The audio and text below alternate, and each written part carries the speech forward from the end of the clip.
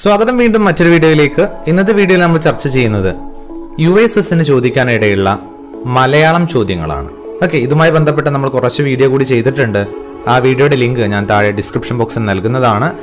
ആ ലിങ്കിൽ ക്ലിക്ക് ചെയ്താൽ നിങ്ങൾക്ക് വീഡിയോ കാണാൻ സാധിക്കുന്നതാണ്. അപ്പോൾ നമ്മൾ നേരെ ഇന്നത്തെ വീഡിയോയിലേക്ക് പോകുന്നു.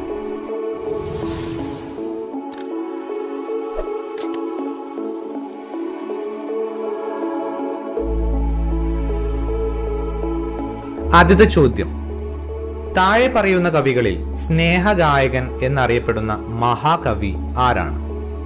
സ്നേഹഗായകൻ എന്നറിയപ്പെടുന്ന മഹാകവി ആരാണ്? Option A Vallathol Narayana Menon, option B Kumaranasan, option C Ulloor S Parameswara Iyer, option D Kunchan Nambiar. ആരാണ് സ്നേഹഗായകൻ എന്നറിയപ്പെടുന്നത്? ഉത്തരം ഓപ്ഷൻ ബി കുമാരനാശാൻ. ഓക്കെ, അതുമായി ബന്ധപ്പെട്ട് നമ്മൾ ഒരു കാര്യം കൂടി ഓർത്തു വയ്ക്കുക. മഹാകാവ്യം എഴുതാതെ മഹാകവിയായ കവി കൂടിയാണ് കുമാരനാശാൻ. ഓക്കെ, ദെൻ അക്ഷരത്തെറ്റില്ലാത്ത പദം ഏത്? ഇങ്ങനത്തെ കുറേ ടൈപ്പ് ചോദ്യങ്ങൾ നിങ്ങൾക്ക് പ്രതീക്ഷിക്കാവുന്നതാണ്. എ ആദരാഞ്ജലികൾ, ബി വിജ്ഞാനം, സി അധ്യാപകൻ, ഡി വിദ്യാഭ്യാസം. ഇതിൽ അക്ഷരത്തെറ്റില്ലാത്ത പദം ഏതാണ്? തീർച്ചയായും വിദ്യാഭ്യാസം. ഓക്കെ, ബാക്കിയുള്ളവയൊക്കെ പരിശോധിച്ച് നോക്കുക, അക്ഷരത്തെറ്റുകളുണ്ട്. തുടർന്ന് അടുത്തത് ചെഞ്ചമ്മേ എന്ന പദം പിരിച്ചെഴുതുക. Option A B C D വീഡിയോയിൽ കാണാൻ സാധിക്കുന്നുണ്ട്.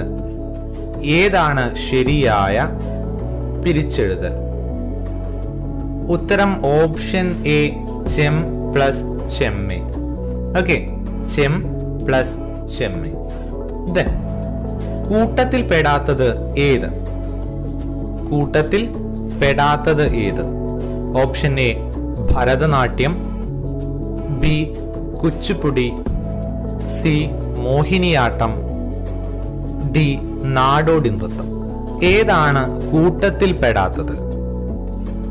തീർച്ചയായും ഉത്തരം ഓപ്ഷൻ ഡി നാടോടി നൃത്തം.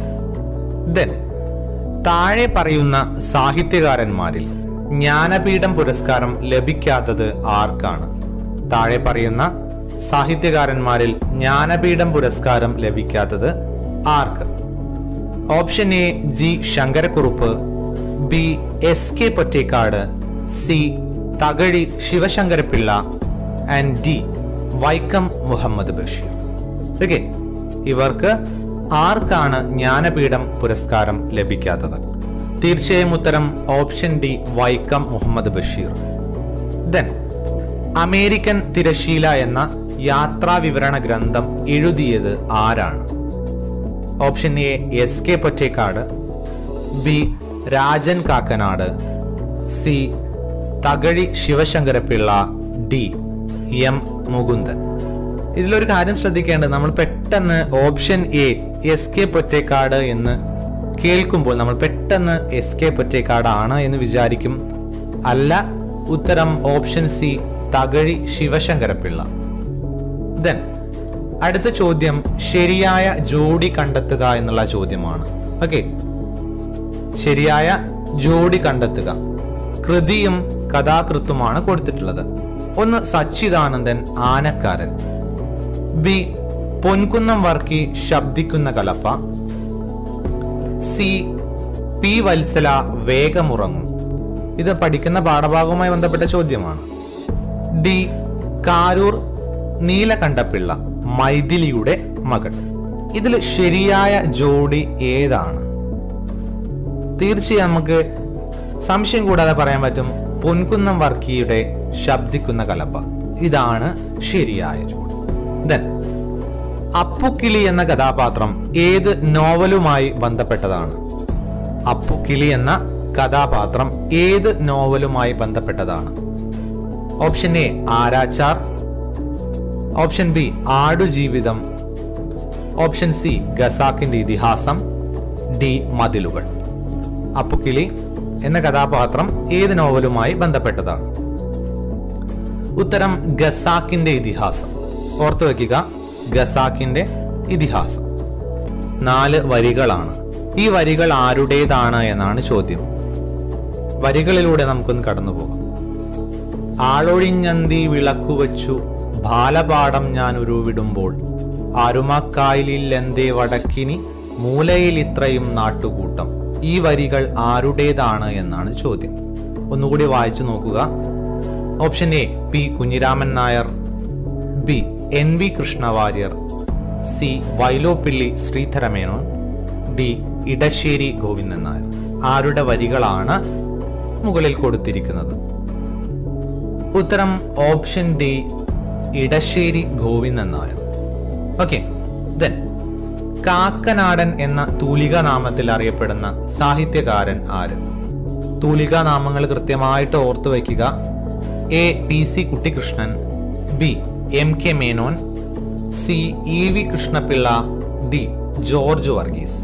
കാക്കനാടൻ എന്ന തൂലികാനാമത്തിൽ അറിയപ്പെടുന്ന സാഹിത്യകാരൻ George Varghese. Option D George Varghese. Then 2018 Vayalar award ലഭിച്ചത് ആർക്കാണ്? 2018 വയലാർ അവാർഡ് ലഭിച്ചത് ആർക്ക്?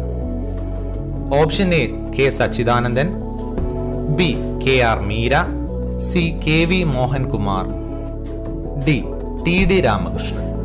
2018 വയലാർ അവാർഡ് ലഭിച്ചത് ഉത്തരം option C K V Mohankumar. ചെറ്റ് എന്ന പദത്തിന്റെ ശരിയായ അർത്ഥം എന്ത്? ചെറ്റ് എന്ന പദത്തിന്റെ ശരിയായ അർത്ഥം എന്ത്?